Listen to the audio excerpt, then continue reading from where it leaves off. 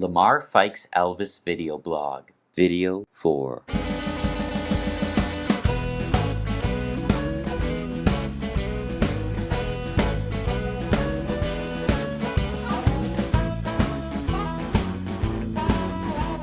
Gladys ran the family. And Elvis being an only son, she ran the family.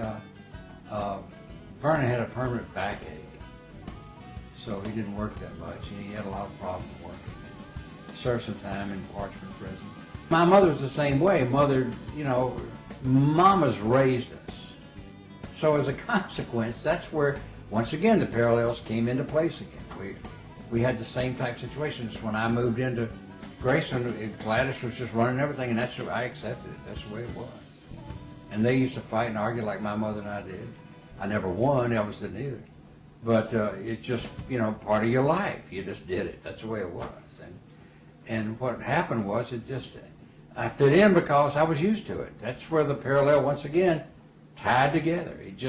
These parallels kept eerily tying together. It just really, and I never had any problems with it. Elvis would just fall out laughing. He said, "You're scared of her as I am." I said, "Just about even." And she was a scary person when she got mad.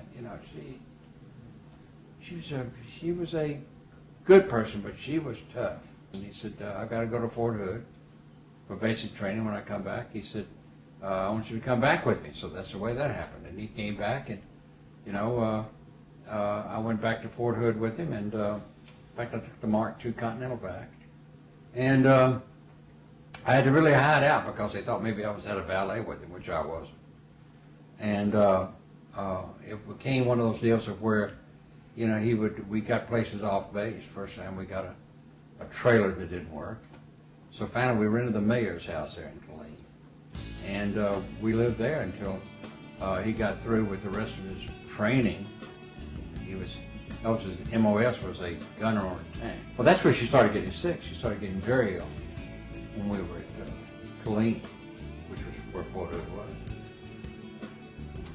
And she was starting to her skin was turning yellow, which is liver problems. So we finally got her back to Memphis, and we came back. We got a call, and I did, and I told Elvis, "We got to get home.